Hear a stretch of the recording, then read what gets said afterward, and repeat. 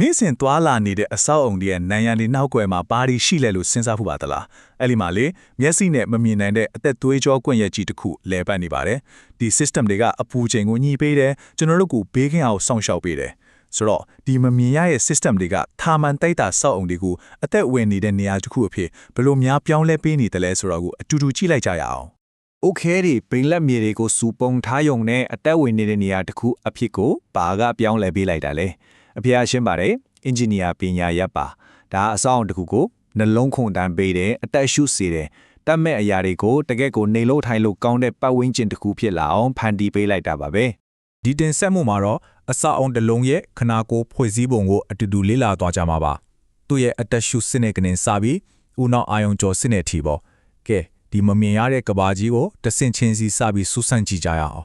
ကောင်းပြီအစောဝုံတကလုံးရဲ့အသက်ဆိုတာတကယ်တော့ဘာကိုပြောချင်တာလဲအဲ့ဒါကိုနားလည်ဖို့ဆိုရင်အဲ့ဒီကကြတဲ့နေပဲတခုပြီးတဲ့ Building Services Engineering ဒါမှမဟုတ် BSc အကြောင်းကိုအရင်စောသိဖို့လိုပါတယ် BSc ဆိုတာကလေမိပညာအချက်လက်တွေပိုင်းတွေဝါယာကျိုးတွေအကြောင်းပြောနေတာတဲ့အမှားကြီးပို့ပါတယ်ဒါအဆောက်အုံတစ်လုံးတွေကိုဝิญဉ်သွင်းပေးတဲ့ပညာရတစ်ခုလိုပါပဲတက်တောင့်တက်တာရှိမှုဘေးကင်းမှုနဲ့စွမ်းဆောင်ရည်တွေကိုတေချအောင်လုပ်ပေးပြီးဒီဆောင်ကိုကြက်ခဲကိုအသက်ဝင်လာစေတာပါ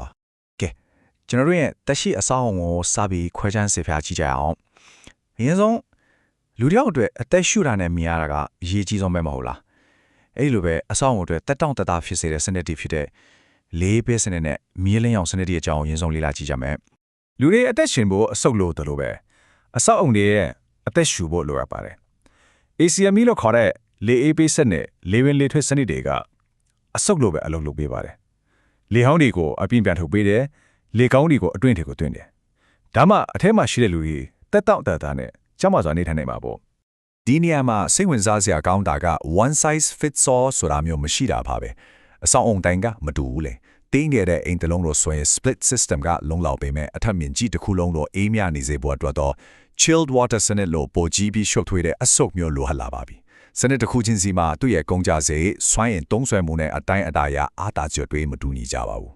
အသက်ဆူပြီးရင်တော့အမြင်အာရုံလိုအပ်လာပြီပေါ့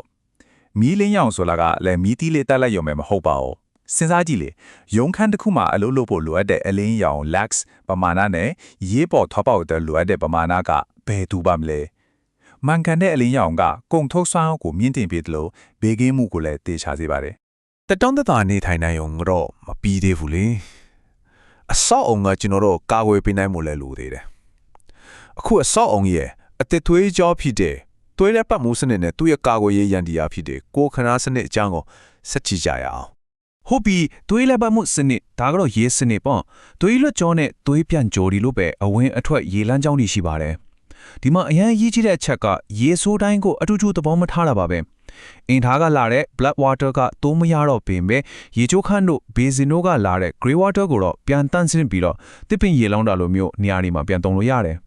ဒါဟာရေရှည်တီးတန့်ဖို့အတွက်တကယ်ကိုအရေးပါတဲ့အချက်တစ်ခုပါ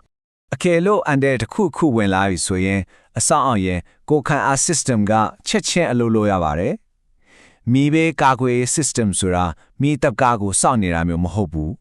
အန်တဲ့ကိုတွေ့ရတဲ့ချက်ချင်းတုံ့ပြန်ပြီးအတွင်းမှာရှိတဲ့လူတွေရဲ့အသက်ကိုကာကွယ်ပေးဖို့အသင့်ရှိနေတဲ့ system တစ်ခုပါတခါတည်းမှအသက်ရှင်နေတဲ့တည်ရဟာကနန်းတုံးပေါ်မှာမှုတည်နေတယ်ပါတယ်ဥပမာမီးတပ်ပိုက်ကောင်တစ်ခုကနေမီးကိုထိထိရောက်ရောက်နှိမ့်သက်နိုင်ဖို့အနည်းဆုံးရေဖိအား 7 psi ရှိဖို့လိုအပ်ပါတယ်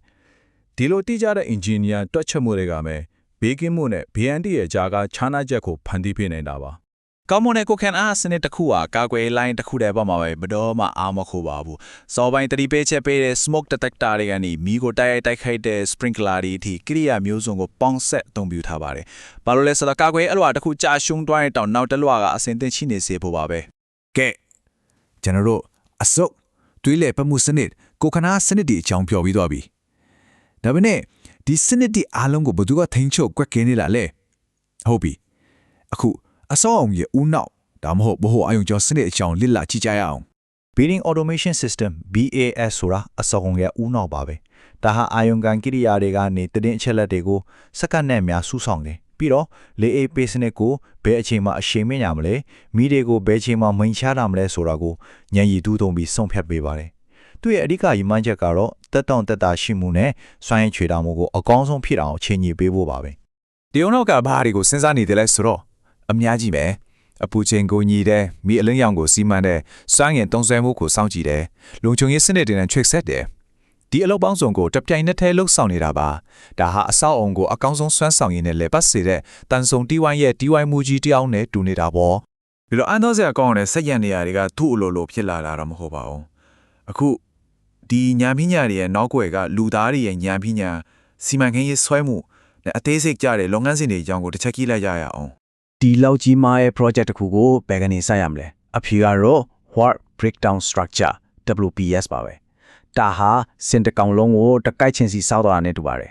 ကြီးမားပြီးရှုပ်ထွေးတဲ့ project တစ်ခုကိုတင်းငယ်ပြီးစီမံခန့်ခွဲနိုင်တဲ့အစိတ်အပိုင်းလေးတွေဖြစ်ခွဲခြားလိုက်တာပါဒီလိုလုပ်ချင်းအပြင်အဖွဲ့တစ်ဖွဲ့လုံးကဘာလို့ရမယ်ဆိုတာကိုရှင်းရှင်းလင်းလင်းသိပြီးဘာတစ်ခုမှမေ့ကြံခဲ့တော့မှာမဟုတ်ဘူးပေါ့ engineer ပညာမှာမမျောလင့်တာကိုမျောလင့်ထားပါဆိုတဲ့ထပ်ပေါ်ကောင်းတဲ့စောင်းဖို့မရှိပါဘူး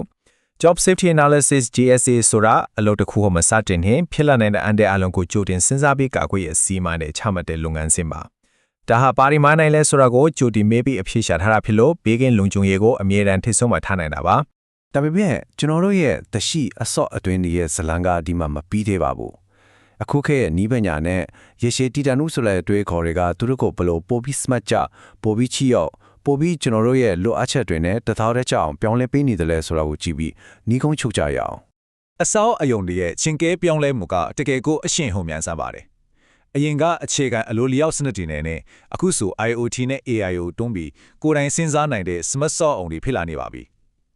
အနာဂတ်မှာဆိုရင်တော့ digital twins လို့ခေါ်တဲ့ virtual ပုံစံတူတွေနဲ့ပြဿနာမဖြစ်ခင်ကတည်းကကြိုတင်ဖြေရှင်းနိုင်တဲ့အဆင့်အထိရောက်လာတော့မှာပါ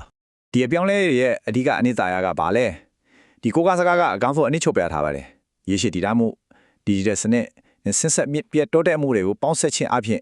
ပညာရှင်တွေကပြောင်းလဲနေတဲ့ပတ်ဝန်းကျင်ရဲ့တောင်းဆိုချက်တွေကိုဖြည့်ဆည်းပေးနိုင်မှာပါတဲ့ဆိုလိုတာက